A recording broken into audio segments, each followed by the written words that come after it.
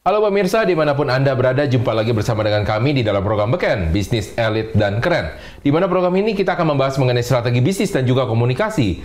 Baik bisnis yang baru mau dijalankan, bisnis yang sudah berkembang, ataupun yang ingin melebarkan sayap bisnisnya. Bersama dengan saya, Roni Francis, seorang bisnis maximizer, dan tentunya Anda pasti sudah hafal ada seorang speakerpreneur yang sudah ada di studio ini. Adalah Coach Doni The Kaiser. Halo Coach, gimana kabarnya? Luar biasa.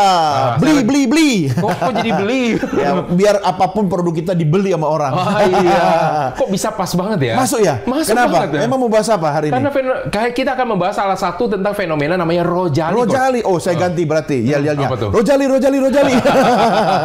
Sama ya. Jadi kalau misalnya pemirsa tahu, Rojali ini adalah rombongan jarang beli. Oh, di zaman saya mahasiswa dulu artinya beda. Oh, apa tuh? Rokok jarang beli. Rokok.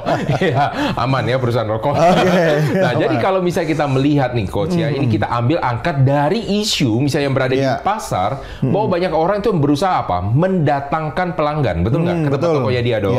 Biar katanya rame. no traffic, no buying. Iya kan? Jadi no sales. No sales. Jadi ibaratnya orang harus mendatangkan namanya traffic dulu. Iya, betul. Traffic itu kan istilahnya begini Coach, itu kan cuma lalu lintas, betul nggak? Iya, betul. Jadi kalau istilah kita memindahkan lalu lintas ke tempatnya dia, pasti nggak memaksa orang untuk beli, kan enggak? Iya, Nah, tapi sales itu bisa terjadi karena ada traffic. Iya, memang ada juga ya seperti itu. Sementara untuk mengamankan traffic itu butuh polisi. Polisi lalu lintas. Benar. Tapi beda ya. Beda. Nah, kalau misalnya Anda melihat, ini banyak sekali kalau misalnya Anda belajar, yang mana sih orang lebih belajar tentang duluan, ini masih sampai dengan sekarang. Apa? Orang masih senang ribut dulu. Mau marketing dulu atau sales dulu? Oh, kalau saya marketing dulu. Kenapa harus Karena marketing dulu? itu bicara tentang sistem. Oke. Ya kan? Lalu kalau tidak ada penjualan gimana bisa jalan? Tutup nggak? aja. Jadi kalau misalnya... Tapi kalau nggak punya sistem pemasaran yang baik, belum tentu ada sales. Nah, Sales itu kan ujungnya kan. ini dia yang akan kita mau perdebatkan juga di Salah. sini. Kalau ini dia si jali-jali.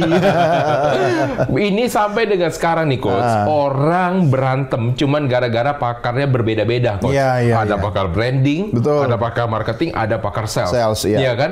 Kita nggak usah hilangkan Kita dulu pakarnya branding. pakar.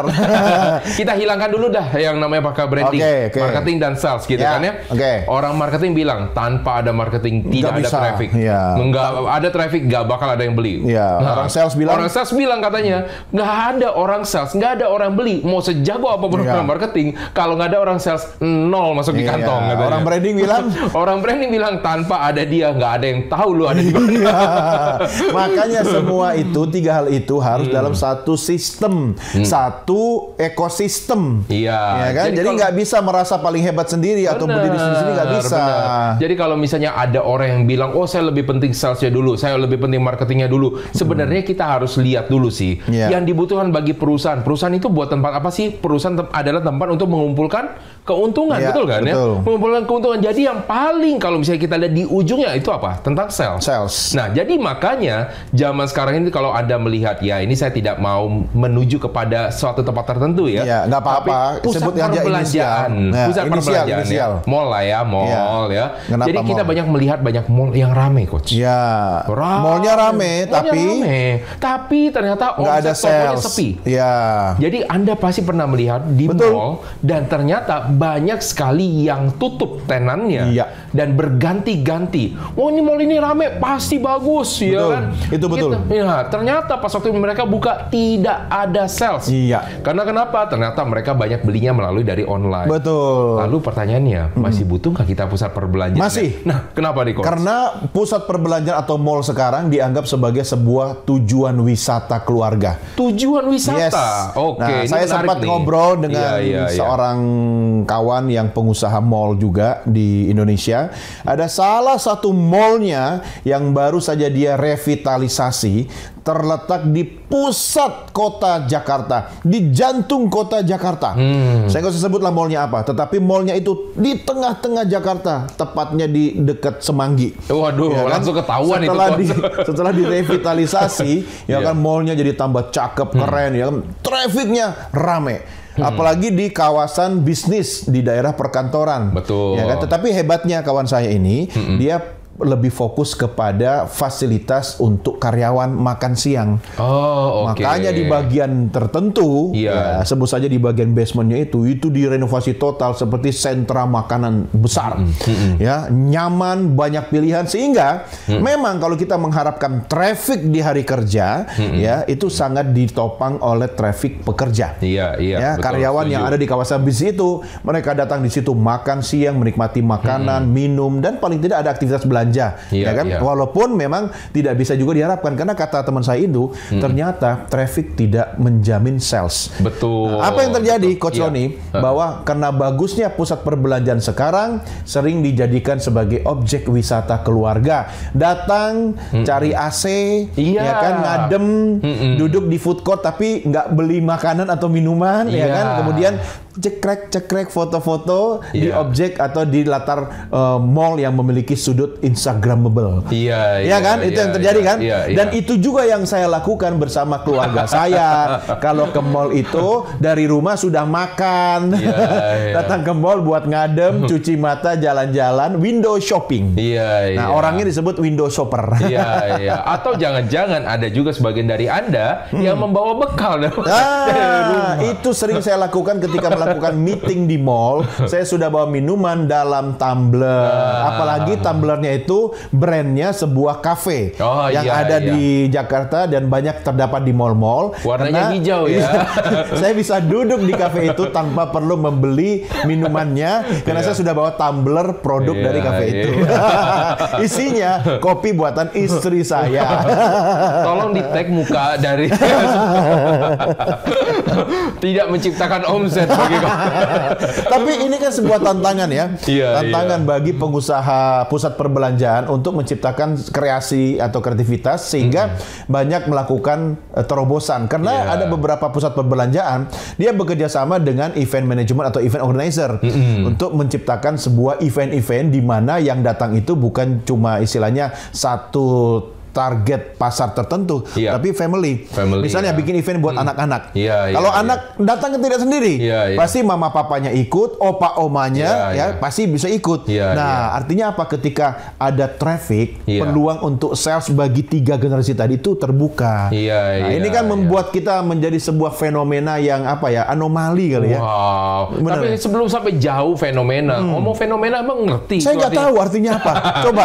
Mari kita sama-sama lihat pada kamus besar. Apa arti makna fenomena? Yang pertama adalah hal-hal yang dapat disaksikan dengan panca indera. Panca indera. Panca indera dan dapat diterangkan dinilai secara ilmiah. Kedua, sesuatu yang luar biasa. Nah, ini yang mungkin dilihat ya, luar biasa secara apa? Kalau dilihat secara panca indera, keajaiban ya. Sementara masyarakat tidak percaya akan adanya pemimpin yang berwibawa. Oke lah, itu enggak. Yang ketiga adalah fakta atau kenyataan. Jadi lebih cocok sebenarnya yang kedua, sesuatu yang luar biasa atau keajaiban. Atau keajaiban. Kenapa? Luar biasa loh trafiknya, tapi ternyata tidak menimbulkan namanya suatu dampak. Sesuatu yang ada fenomena, tapi fenomena yang berupa ada anomalinya di sana. Nah, jadi kita harus bisa melihat lagi nih, Coach. Kalau misalnya gini, Coach, tadi ada dibilang ya, ada beberapa orang bilang mungkin ada kalau tadi mall di pusat kota ya, walaupun Anda sudah bisa menebak mall apa gitu kan ya. Saya nggak sebut yang penting ya. Yang penting itu di kawasan Semanggi. Tapi kita ada melihat lagi salah satu mall yang berada di kawasan Pluit. Sudah mulai inisial. Depannya. Langsung tahu ya. Huruf keduanya M. Ketiganya E. Yang ada Empo-nya itu ya. Aduh. Ada apa dengan mall Empo? Jadi Anda kalau bisa melihat di mall sana ya, yang ada E di depan itu, seberangnya itu juga ada mall. Iya, betul. Udah tutup. Nah, belum tutup. Pertanyaannya, mallnya hidup nggak? Nah ya, ini sesuatu yang mesti dipikirkan. Saya jarang ke sana sih. Mallnya masih ada, masih ada suatu kegiatan, tapi udah bukan jauh lebih banyak itu adalah ramenya di sana saja. Kenapa? Karena dia jago untuk mengadakan namanya event. Selalu setiap kali ada event dan nggak pernah habis-habis. Ini saya lupa namanya. Kalau yang mall yang putih-putih itu di tikungan kan, di Iya, pojokan. di tikungan, betul. Yang lebih gede Iya. itu beda sama yang di depannya yang lebih kecil kan. Iya, betul. Nah, betul. yang lebih kecil itu kan udah sepi. Iya, sudah sepi. Berubah fungsi sekarang. Iya. Jadi sentra mobil listrik. Iya, tapi tetap aja tidak terlalu ramai. Iya, makanya Iya. karena tidak ramai, kosong, akhirnya jadi toko mobil listrik. Iya, jadi berubah sebenarnya Berubah ya. fungsi. Berubah Ah. fungsi. Nah, ini juga sama kejadiannya ketika Anda melihat salah satu mall yang berada di kawasan Mangga 2. Oke, Mango tuh. Iya, kawasan Banyak banget Mangga- di sana. Iya, jadi banyak yang tidak laku juga. Karena mangganya cuma 2. Iya, coba ada 3. Iya. Nah, apa yang ingin kita lihat di sini bahwa sebenarnya kalau kita mau melihat traffic yang paling banyak pun belum tentu menciptakan namanya suatu omset. Sales, iya. Tetapi yang sepi belum tentu tidak ada omset. Iya, iya. Ada satu teman saya waktu itu dia punya satu toko, jadi menjadi satu tenan di dalam satu mall, omsetnya tetap aja bagus-bagus aja, Coach. Kenapa? Karena dia pandai untuk membuat trafficnya sendiri, Coach. Online juga enggak? Iya, dia main online tapi juga ada banyak orang yang harus datang ke sana. Jadi kalau Produknya misalnya- apa? Produknya kalau dia ATK, Coach. Oh, ATK, anak Iya. TK maksudnya. ATK, alat tulis kantor. Iya, iya, Jadi iya, dia pintar ya untuk bisa suruh orang ke sana. Jadi ada promo-promo khusus atau apa yang membuat orang harus datang ke sana. Iya, iya. Walaupun tempatnya itu sepi. Nah, jadi kita juga harus bisa melihat, jangan pernah menyalahkan dari suatu tempatnya. Bisa jadi Andanya juga yang kurang. Iya, iya. Memang tempat itu menyediakan salah satu fasilitas, tetapi Andanya juga harus bergerak. Kenapa banyak tenan yang mati? Karena mereka hanya pasif. Iya, Nah, iya. jadi kita harus melihat lagi nih, pemicu dari fenomena Rojali itu apa aja sih? Ya, nanti akan kita bahas di segmen berikutnya. Tapi kita bahas apa aja itu. Iya. Yang pertama adalah tenaga salesnya tidak kompeten. Oke. Ada pernah ngeliat coach misalnya di mall Anda lewat, apa yang terjadi sama salesnya? Diam aja. Diam aja. Iya. Iya kan? Mungkin dia bukan sales, dia manekin. Iya. Iya, tapi yang ada cuma balon diambil-ambilin sama orang. Pasti Anda pernah melihat Mending ya. sih itu apa yang dipakai pompa angin itu yang begini-begini. Oh iya Iya, iya. yang begini-begini. Benar. Jadi nggak pakai orang ya. Yang kedua, bahan pemasaran tidak menarik. Iya. Iya, jadi dia tidak ada bahan pemasaran, cuma ada tulisan sell gitu doang aja. Iya. Ketiga, syarat pembelian berat. Yang keempat, nilai masih terlihat mahal. Nah, Oke. pastinya Anda penasaran dong bagaimana ini nanti kita akan bahas jauh lebih dalam lagi, maka jangan kemana-mana pemirsa. Tetaplah bersama dengan kami, tetap di dalam program Beken, Bisnis Elit dan Keren.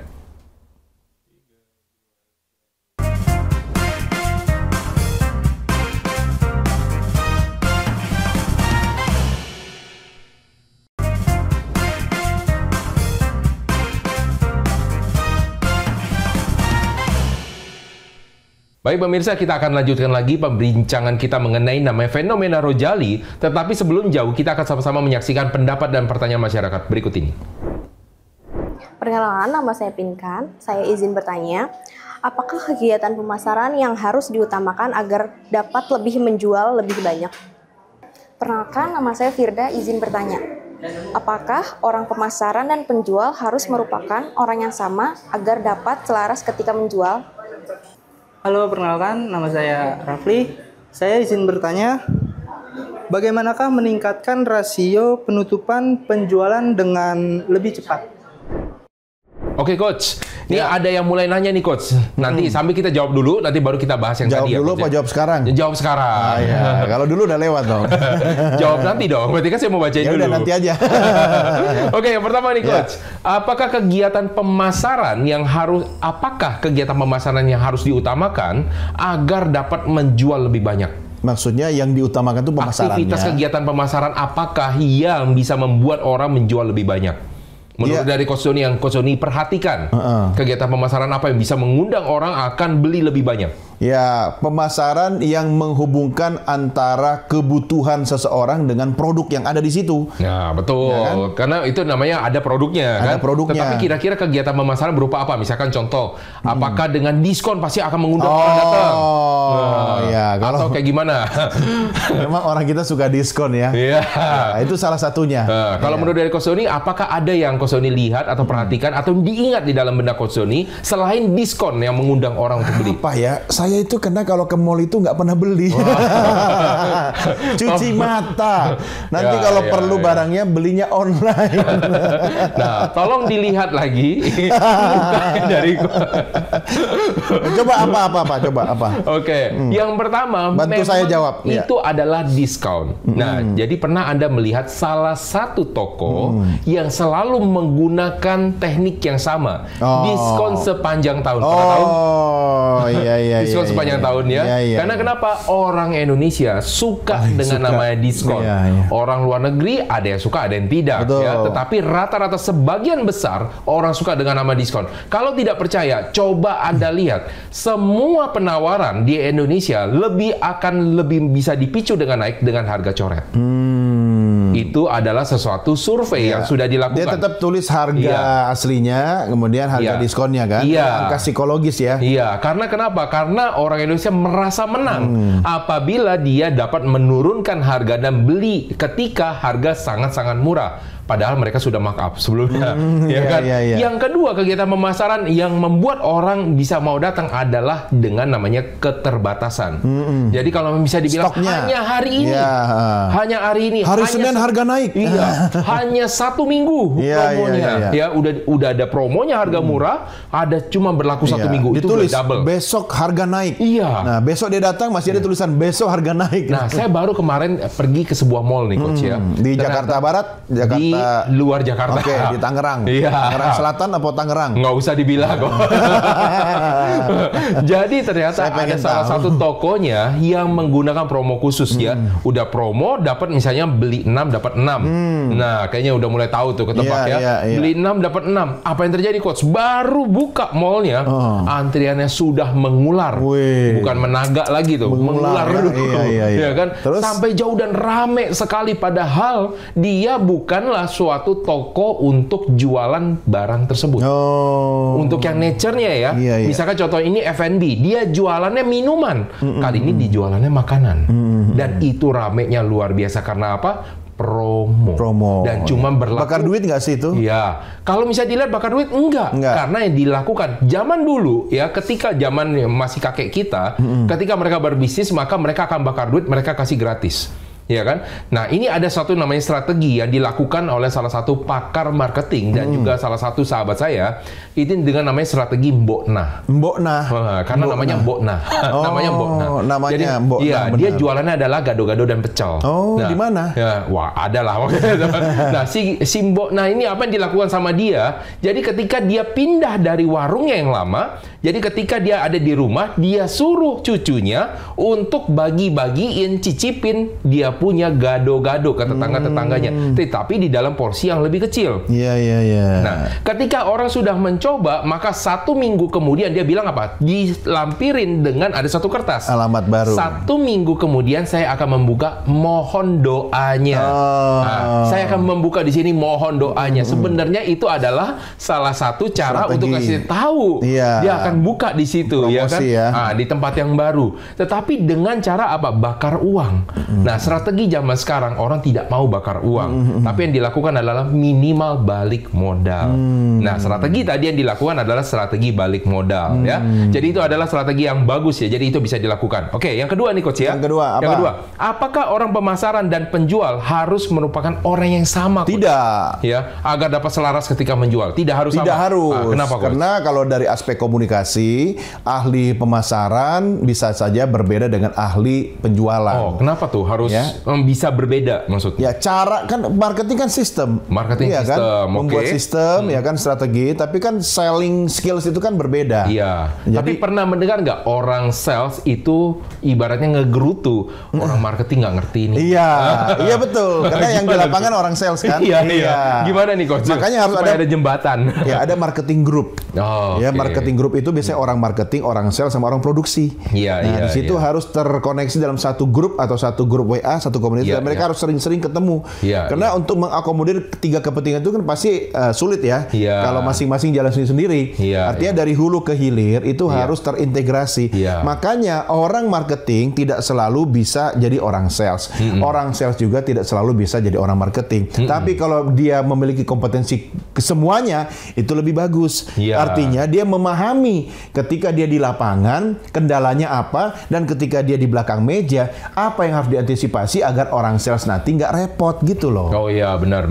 Nah, apalagi kalau misalnya Anda melihat orang-orang yang marketing dan sales ini sering banyak kan bertolak belakang, Iya, punya ego iya. masing-masing. Betul.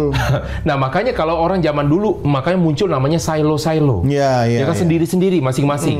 Nah, zaman sekarang makanya ada satu teori bagaimana eksekusi dengan menggunakan namanya Scrum sebenarnya. Scrum ini adalah Apa satu itu? teknologi yang menggabungkan semua divisi. Oh, saya pikir itu kalau tangannya, kakinya Kram itu. Oh, kram. Ini Scrum ya. Kram. Sebenarnya Ya, sekarang buat wajah kan? itu scrub bukan? Jadi kenapa sih saya selalu memberikan contoh kan kalau Coach Sony dulu pernah nanya kenapa sih banyak contoh itu dari kerajaan-kerajaan? Karena ternyata teori manajemen itu sebenarnya dulunya juga diambil dari teori peperangan. Ya, dan ketika teori peperangan kita terapkan ke dalam nama bisnis dan itu sebenarnya bisa nyambung. Ya, tapi bagaimana cara kita? Sun Tzu. Iya, bagaimana cara kita untuk memahami dan memaknainya supaya bisa melakukan implementasi. Nah, tetapi kalau misalnya kita lihat orang-orang yang pergi ke mall nih Coach ya. Iya. Udah tadi kan kita udah bahas tuh macam-macam udah orang tentang bagian penjualan, pemasaran. Masalahnya orang-orang yang kita harus kenal pasar kita dong. Orang-orang yang rojali ini kayak gimana sih ciri-cirinya? Ya, banyak dan bisa dibaca ciri-cirinya. Oh, ada ciri-cirinya kan Coach. selain saya juga jadi rojali.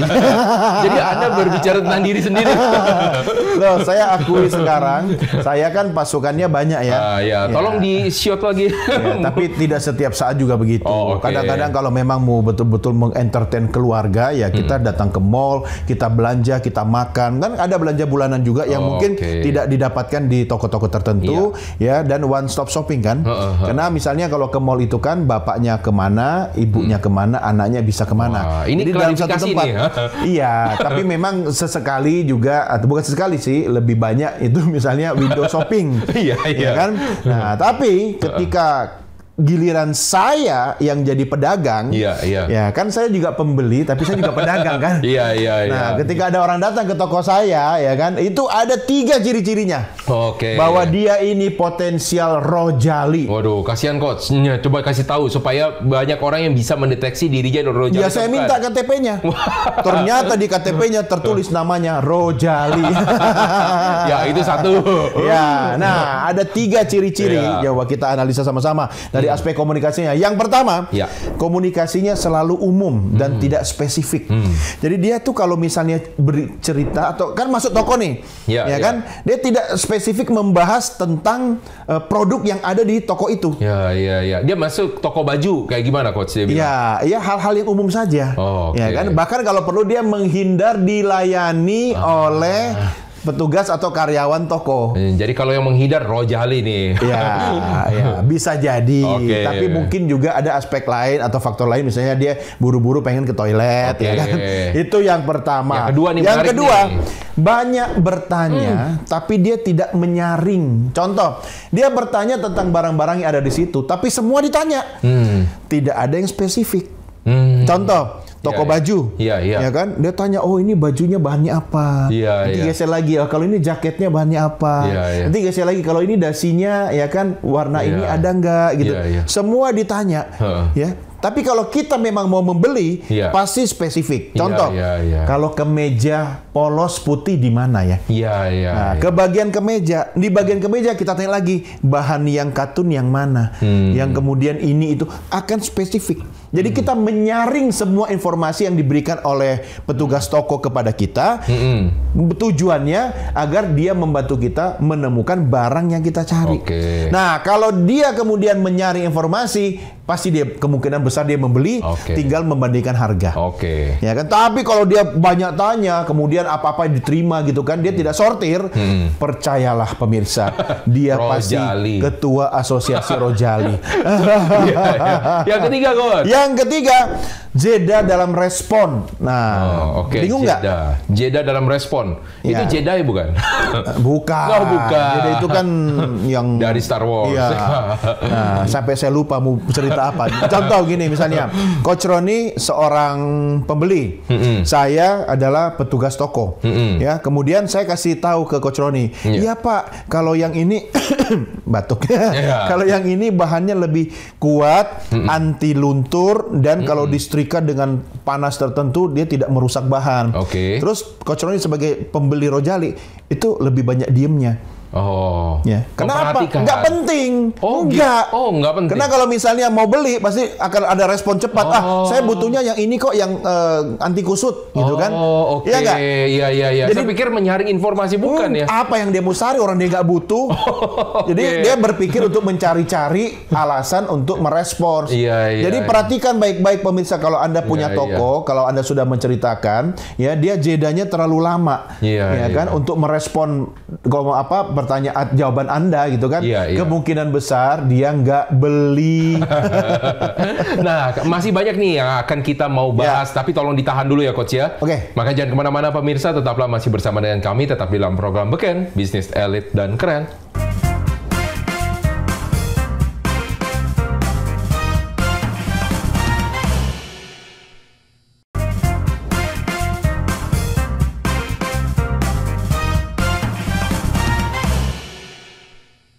Baik pemirsa, kita akan lanjutkan diskusi kita mengenai fenomena Rojali yang pastinya semakin hot yang sudah kita bahas. Apalagi sudah ada testimoni dari si Rojalinya.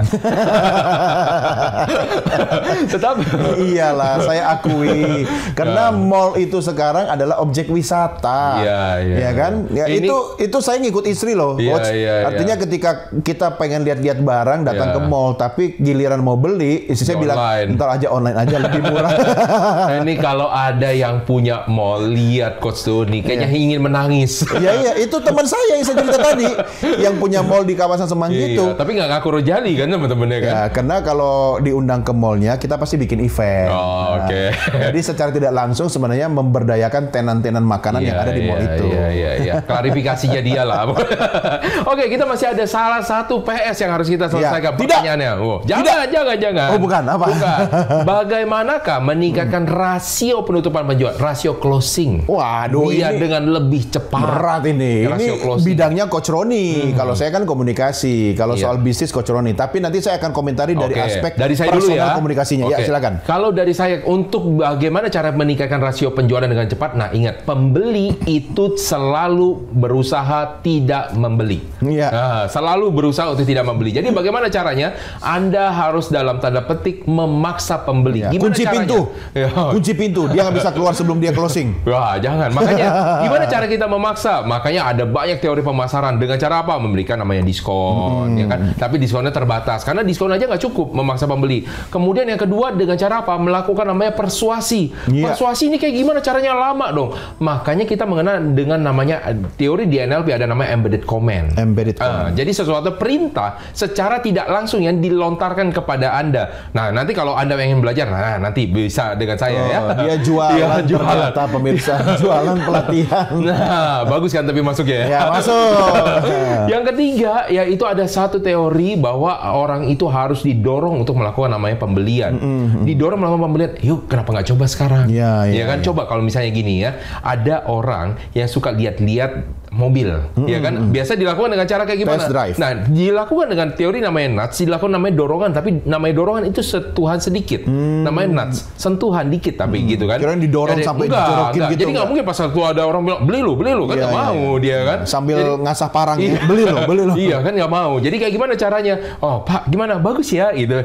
Ya coba dulu lah. Nah itu makanya sentuhan-sentuhan dikit. Udah lagi dicoba, Pak enak kan? Oh enak. Pak gimana kalau rasanya? Duduk aja dulu, duduk dulu. Nyaman. Yuk ngobrol dulu Pak di sini Pak. Lihat-lihat dulu tipe-tipe mana yang enak. Bener. Nah itu namanya didorong. Nah dengan ada dorongan seperti itu, Anda memasukkan dalam istilahnya adalah melakukan persuasi secara bertahap. Nah inilah sesuatu teknik supaya meningkatkan rasio penutupan penjualan. Nah itu dari saya nih Coach. Kalau dari Coach Doni kayak gimana? Setuju. Sesuai dengan yang tadi Coach Roni katakan, kaitannya dengan komunikasi itu personalisasi. Bukan personalisasi. personifikasi Bukan, personalisasi komunikasi. Iya. Jadi setiap pembeli atau calon pembeli itu kan karakternya berbeda-beda. Betul. Sebenarnya paling gampang nih kalau ada dua orang nih, cowok sama cewek, datang makan ya kan, kita bisa tahu siapa yang pegang duit. Makanya jangan salah ngasih kwitansi. Iya. Kalau ada cowok sama cewek, kemudian yang bayarin cowok, ya itu pasti pacaran. Oh, oke. Kalau ada cowok sama cewek masing-masing, pasti temenan. Iya, kan? Nah, kalau ada cowok sama cewek datang, kemudian yang ngeluarin duit itu ceweknya, pasti suami istri. Jadi kita juga harus tahu kepada siapa kita mendekati. Itu yang pertama. Terus yang kedua, kalau bisa gunakan pendekatan personal. Contoh, usahakan ketika kita menyapa calon pembeli itu, kita tahu namanya. Selamat datang Bapak, dengan Pak siapa? Pak Roni. Pak Rojali. Pak Rojali, ya Pak Rojali. Nanti saya Doni akan membantu Bapak. Silakan lihat-lihat, saya temani Pak ya. Menyebutkan nama itu adalah upaya kita membangun hubungan secara personal. Karena orang tentu lebih senang dan lebih nyaman kalau disapa namanya. Karena nama itu sebenarnya adalah personal brand bagi seseorang. Ya kan? Tapi jangan melakukan terlalu berlebihan. Pernah mendengar ada seorang penjual yang begini nggak, Coach? Halo, dengan Coach Doni ya, bisa yang panggil Doni mulu gitu. Apa yang dirasakan Coach? Iya, bete saya, ya kan? Kan bukannya itu penghargaan, Coach? Iya, tapi kalau dia panggilnya Beb, bahaya. Apalagi say gitu kan. Berlanjutnya tetap beda ya. Ada batas. Ya itu kan kita harus respect kepada calon pembeli kita. Nah, dengan posisi itu kan kita juga sebenarnya 50-50, Coach. 50-50 artinya 50% dia akan lanjut pada aktivitas pembelian, atau sisanya dia tidak jadi beli. Bukan berarti sisanya itu tidak akan datang lagi. Ya, kalau kita sudah membangun hubungan personal, kan apa yang dia lakukan, dia bisa saja membandingkan dengan toko lain.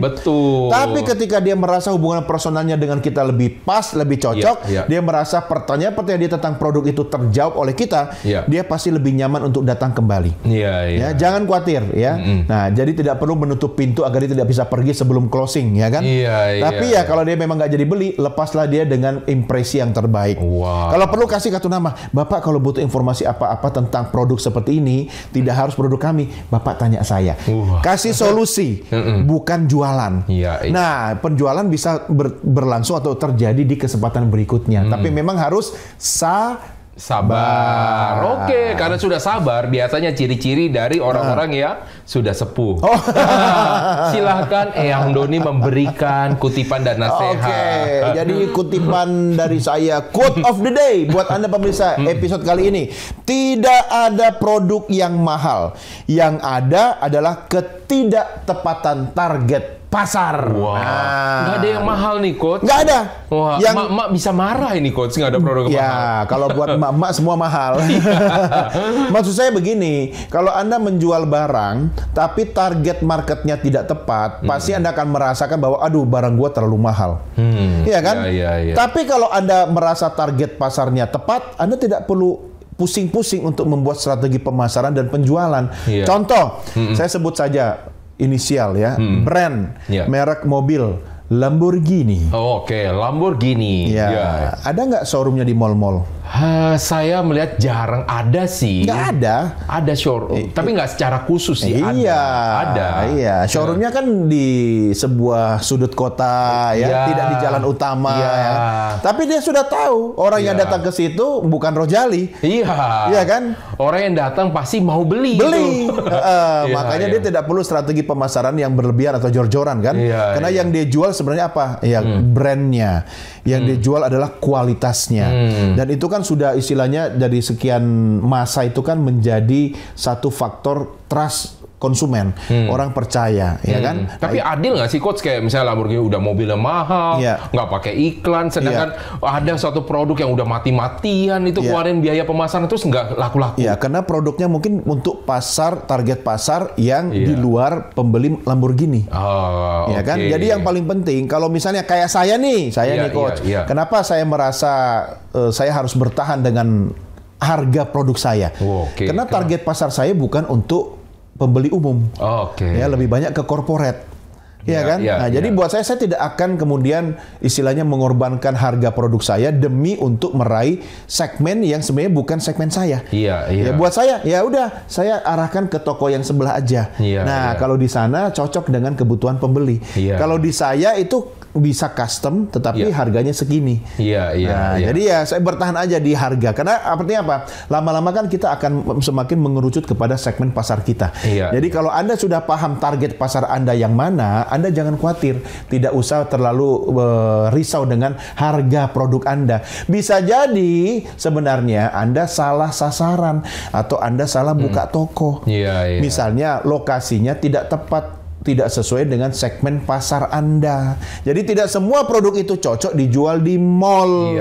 Gitu, Coach. Jadi bukan karena mallnya itu rame, semua produk pasti cocok gitu, enggak ya? Nyatanya jual cilok kan tidak harus di mall kan?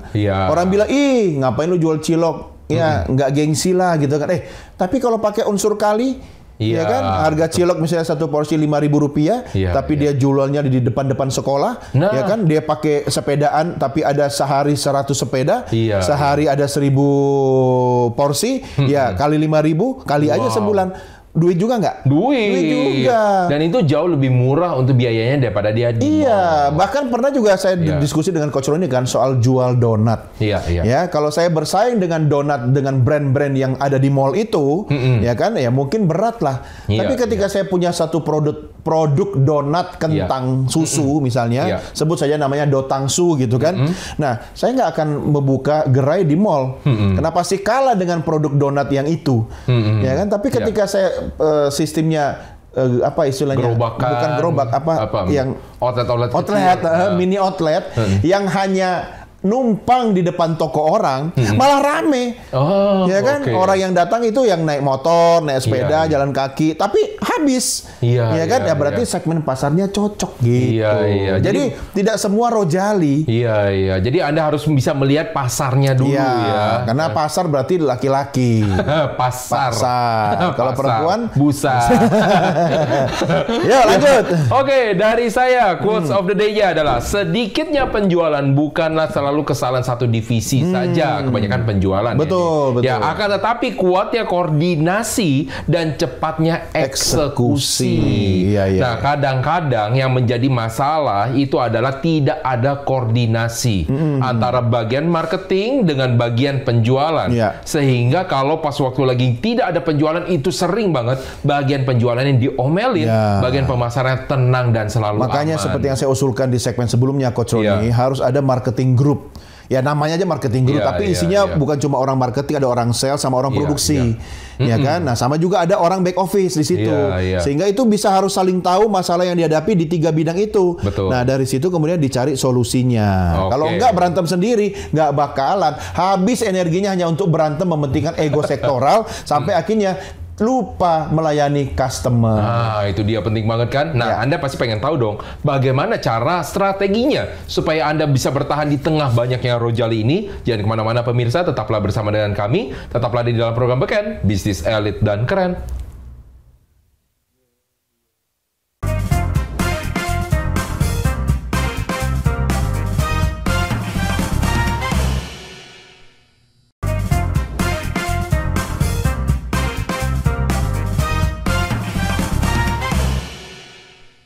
Oke pemirsa, akhirnya kita sampai di penghujung segmen, di mana di dalam segmen ini kita akan membagikan namanya tips dan trik. Dimulai dari Coach Doni yang akan membagikan tentang taktik atau tips komunikasi. Silakan Coach. Kenapa harus saya duluan?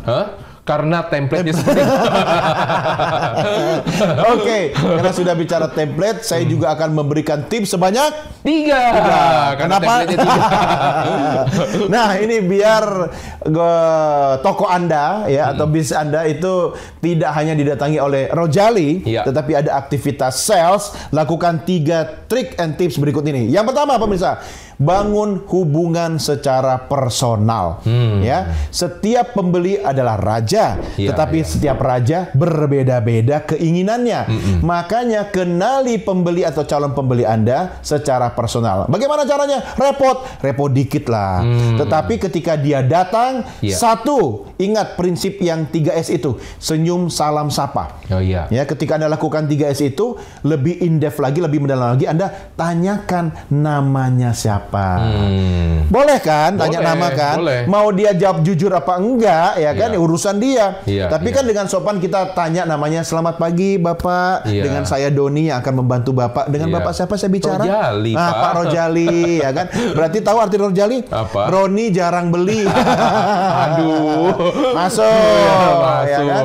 Nah, jadi bangun hubungan personal. Kenapa harus personal?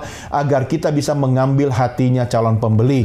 Karena salah satu bentuk personal itu adalah menyapa namanya. Kenapa nama? Karena nama adalah personal branding dari seseorang. Yang kedua, Tapi jangan salah. Yang kedua, Jangan yang kedua. dilanjutin dulu. Oh, belum. Karena membangun hubungan personal berarti Coach Doni ini menciptakan banyaknya pelakor. Weh, hubungan personal, saya nggak Coach. mau lebih jauh, ya, makanya biar tidak terjadi pelakor, serahkan uangnya kepada istrinya, biar istri yang bayarin, ya kan? Pintar ya, langsung Iya, masuk pintar. kedua. Yang kedua, fokus pada keunggulan produk, Oke. ya. Nggak usah bicara produk toko sebelah. Apalagi kalau pembeli itu kemudian membandingkan, pasti dong. Oh, di sini kok harganya lebih mahal, di sebelah lebih murah, ya kan? Nggak usah jelek-jelekin toko sebelah. Fokus pada, oh iya Bapak atau Ibu, kami produknya ada perbedaan, ya. Dari bahan bakunya kita yang premium, ya kan? Kalau di toko sebelah martabaknya harganya goceng, di sini 5 juta karena kami bahan bakunya itu Iya. semua premium. Emas semua Rasanya kali pun ya. iya, rasanya pun beda gitu Iya, kan. iya. Nah, jadi fokus pada keunggulan produk kita itu membuat Anda harus menguasai product knowledge, ya kan? Daripada sibuk membandingkan dengan produk tetangga atau sibuk menjelek-jelekkan produk toko sebelah, lebih baik kita sibuk membangun hubungan baik dengan pelanggan dan menceritakan keunggulan produk yang ada di toko kita.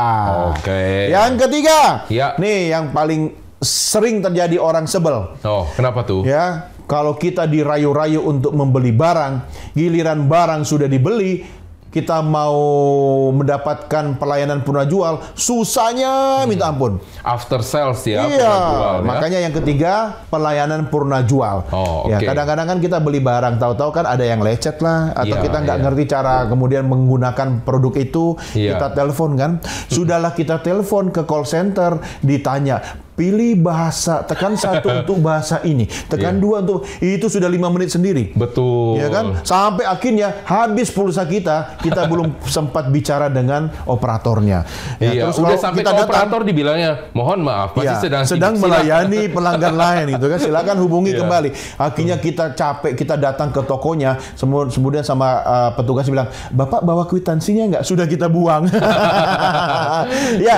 Lakukanlah pendekatan yang berbeda. Artinya ketika barang itu memang dibeli dari toko Anda, jangan sibuk pada urusan administratif. Iya, Itu iya. kan urusan internal toko, ya kan? Urusan Anda adalah memberi solusi bagi pelanggan. Iya. Ketika pelanggan merasa mendapatkan solusi untuk mengatasi masalah yang dia temukan dari produk Anda, maka percayalah, tanpa Anda minta, pelanggan Anda itu malah akan menjadi ambasador toko Anda. Iya, Dia betul. malah akan jadi PR. Dia malah akan menjual nama baik toko Anda kepada teman-temannya. Iya. Nah, ini ada pengalaman yang menarik nih, Coach. Jadi untuk pengalaman purna jual. Ya. Jadi ada suatu saat saya rusak laptopnya. Dan laptopnya itu bukan laptop yang murah ya, maksudnya yang Oh, lumayan pamer. lah. Mau bilang punya laptop mahal. Oh, saya nggak bilang mahal, bukan laptop murah. Oh, ya.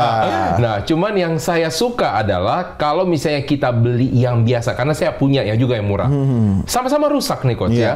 Ketika saya balik ke sana, betul kata Coach Doni, mana kwitansinya? Sudah saya buang. Iya, iya. Nah, ternyata tidak bisa. Dan Iya. jaminannya sudah hilang Ya, artinya. ada kartu garansi nggak? Nah, ada kartu garansinya tapi kayaknya tidak berlaku lagi atau kayak Ya, gimana, saya juga sudah lupa. habis, Sudah hilang. Dan ini yang menariknya adalah ketika dengan laptop saya yang satunya lagi, saya datang ke tempat service centernya Tanpa kwitansi. tanpa kartu garansi. Wah, tetap dilayani. Dilayani dan Luar biasa. garansi tetap berlaku. Ya. Nah, Sama seperti produk ponsel yang saya gunakan. Iya. Memang waktu membelinya, kata istri saya, bukan saya yang beli ya, saya dibeli istri gitu kan. Iya. Harganya lebih mahal dibanding produk yang lain.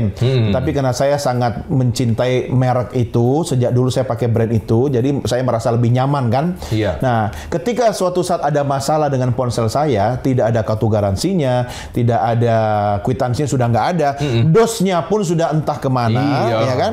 Ternyata ketika mendatangi ke pusat pelayanan service center brand tersebut, tetap dilayani secara profesional. Iya, ya, tanpa ditanya ini itu au, ya kan? Iya. Dia cuma memastikan memang produk yang saya gunakan itu asli. Iya. Nah kan dia tahu dong, Iya, dia bisa lihat kan dari produk dari barangnya kan. betul, Nah ini asli dan ada mungkin kode tertentu ya Iya. dalam produk itu yang menandakan bahwa produk ini asli. Saya tetap dilayani. Nah, itu dia. Jadi kadang-kadang mahal itu juga merupakan salah satu bentuk tambahan nilai. Yes, kita Ya. kita membayar bukan hanya membayar produk, membayar kenyamanan, membayar keamanan, dan membayar kepastian dalam jangka waktu yang panjang. Nah, itu Iya kata kan? kuncinya, Coach. Kuncinya apa? Kunci Inggris. Kenapa orang bisa jarang beli? Karena Iya. orang itu memastikan mana yang paling aman buat dia, Betul. mana yang paling pasti buat Iya. dia, dan mana yang paling nyaman. Ya, dia makanya dulu, Coach, ini Iya. dengan tidak bermaksud membandingkan dua negara, Iya. tetapi kan ketika kita ingin membeli sebuah produk, ada produk dari negara A dan negara B. Iya. Ya, kalau kita mau membeli produk yang lebih mahal itu dari negara A, kemudian dibandingkanlah ya produk dari negara B ini lebih murah harganya. Sebenarnya bukan soal mahal atau murah, tetapi jangka atau masa pemakaian produknya. Iya, Ya, iya. ketika kita membayar lebih mahal, Iya. kita sebenarnya membeli jangka waktu yang panjang. Iya. Taruhlah sebuah produk lampu. Ya, sebuah produk lampu di rumah saya itu 5 tahun nggak ganti-ganti. Kenapa? Ya, produknya lebih mahal. Oh, Kan oke. ada iklannya itu kan. Iya. Terus terang, Terang lampu terus. terang terus gitu. Iya. Nah, kemudian ada produk yang lain. Iya. Harganya lebih murah. Ya, saya sudah tahu risikonya. Kenapa? Saya membayar hanya untuk jangka waktu 1 tahun. Iya. Jadi sebenarnya sama aja itu pilihan. Iya. Anda mau membeli produk yang selama 5 tahun Anda tidak perlu ganti, ya kan 5 tahun naik turun tangga kan repot kan. Iya. Atau ya nggak apa-apa buat saya karena saya ingin variasi. Nah, Saya tiap betul. tahun ganti. Sama produk-produk lainnya yang menjadi bagian dari kebutuhan kita sehari-hari, misalnya kendaraan, Iya. ya kan. Nah, kan di beberapa negara orang pakai kendaraan mobil misalnya cuma 5 tahun. Habis iya. itu dia ganti. Jadi dia hanya membeli selama 5 tahun. Iya. Tapi bagi saya misalnya yang keluarga besar, saya memerlukan satu produk yang paling tidak 10 tahun. Ya kan? Jadi saya membayar mahal di awal, tetapi dengan kepastian after sale service-nya, Iya. apa istilahnya onder deal-nya, suku cadang, itu saya aman selama jangka waktu yang lebih panjang. Oke. Jadi itu pilihan. Oke. Ya, tidak ada yang mahal, tergantung kebutuhan. Oke, nah tips dari saya Ya. yaitu, jadi saya tidak mau kalah dengan Coach Doni. Karena Coach Doni punya 3, saya punya 4. Kenapa 4? kaki meja. Kaki meja. Yang pertama adalah pahami nilai produk. Nah, Iya. kalau saya memberikan namanya coaching nih, Coach, saya selalu bilang begini. Coaching berarti anabul dong ya? Anak kucing. Mengeong. Oh, kucing. Nah, jadi kalau misalnya saya memberikan coaching, saya selalu bilang, kalau kelebihanmu adalah di harga, itu makanya Anda bisa banyak sekali cepat bubarnya. No. Karena kenapa? Harga akan mudah orang berpaling. Karena ketika Anda menang hanya di harga, berarti harga murah dong. Iya. Harga murah. Nggak loyal ya Ketika orang. murah, maka Anda membeli atau Anda menjual kepada pelanggan yang pasti tidak loyal. Tidak setia. Ya, karena orang beli buat apa yang murah? Karena buat sebentar ganti, sebentar Betul, ganti. betul. Produk aja diganti, apalagi si penjualnya. Iya, makanya Iya. tahu kan sebuah rumah makan yang menjual produk murah itu Iya. yang ada di mana-mana Iya. pasti rame terus, Iya. tapi tidak ada yang loyal. Iya. Ya, ganti-ganti terus Iya. pelanggannya. Iya. Makanya dia harus selalu harus selalu berani menciptakan inovasi Iya. pada produk yang harga murah. Iya, maka Anda jangan heran. Ini kita cerita dari misalkan orang gunting rambut aja, Coach. Iya. Laki-laki ya gunting Iya, rambut iya. di barbershop pastinya Iya, kan. iya. Ada juga yang enggak. Ada yang di tempat namanya pertama dulu. Misalnya orang belum ada barbershop, pasti DPR. ke salon. DPR. Salon dulu dong. Oh, iya, iya. Salon dulu. Yang tinggi dulu. Oh, iya, Ya, iya. ke salon. Pas waktu lagi di salon, wah nih bilangnya mahal, maka orang menciptakan barbershop supaya Barbershop, lebih murah. iya, Ya iya. kan? Tapi ketika di barbershop salon tetap rame nggak? Tetap Rame, heeh. Ada nggak yang laki-laki pergi situ? Ada Ada. juga. Ya kan? Iya. Tapi barbershop makin lama makin hilang kan orangnya. Muncul lagi. Saya pengen ngambil dari pangsa pasar dari barbershop. Gimana? DPR di bawah pohon rindang. Iya, iya. kan? Di bawah pohon rindang karena dia murah banget. Pertanyaan saya, lebih ramai mana? DPR atau yang di barbershop? Lebih ramai di barbershop. Karena kenapa? Semakin murah Anda berarti kualitas Anda semakin rendah. Ketika kualitas Anda semakin rendah, orang membeli. Ketika orang punya uang, maka dia akan membeli kenyamanan.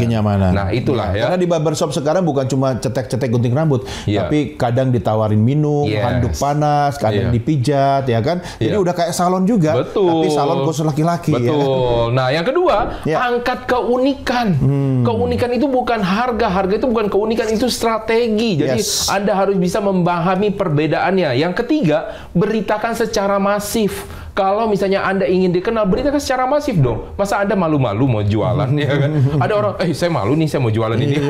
Gimana mau jualan, ya kan? Keempat, kuatkan penjualannya. Bukan berarti pemasaran tidak dikuatkan, tapi kuatkan dulu penjualan. Kenapa banyak saya bilang kuatkan penjualan? Karena banyak sekali produk yang bagus tidak laku. Bukan karena produk itu jelek, tapi karena memang tidak ada yang bisa menjual produknya. Tidak ada yang bisa berbicara tentang produknya. Jadi, makanya dia tidak laku, akhirnya tutup. Dan akhirnya dibagi-bagi, ibaratnya sesuatu yang tidak ada harganya ibaratnya. Nah, jadi kalau misalnya Anda ingin supaya langgeng, maka Anda harus bisa menguatkan penjualannya. Mau belajar bagaimana caranya? Nah, sudah ada kami ya. Jualan. Ujung-ujungnya dia jualan. Soft sell. Maksudnya supaya apa? Supaya Anda bisa naik levelnya gitu. Nah, untuk di episode kali ini sudah habis. Saya lagi semangat-semangatnya loh. Karena kita sudah belum jualan ini. Nah, saya kasih kesempatan Coach Doni untuk di episode berikutnya. Oke. Karena akan undang saya lagi ya. Siap. Nah, jadi pemirsa, apabila Anda ingin mengetahui sesuatu yang lebih seru lagi, maka selalu Anda pantenginlah untuk di dalam program Beken ini. Karena kita akan membahas suatu strategi bukan hanya dari segi bisnis, tapi juga dari komunikasi. Baik dari bisnis yang baru mau dijalankan, bisnis yang sudah berjalan, ataupun yang ingin mengembangkan sayap bisnisnya. Thank you juga kepada Coach Doni. Thank you, Coach. Jangan lupa ada yel-yelnya selalu yang unik. Wah, buat nanti ya. Iya, jangan yang mainstream ya. Oke. Nah, itulah pemirsa untuk di episode kali ini. Saya Doni Francis atau nama seluruh kru yang bertugas mengucapkan terima kasih atas perhatian Anda. Sampai jumpa di episode berikutnya.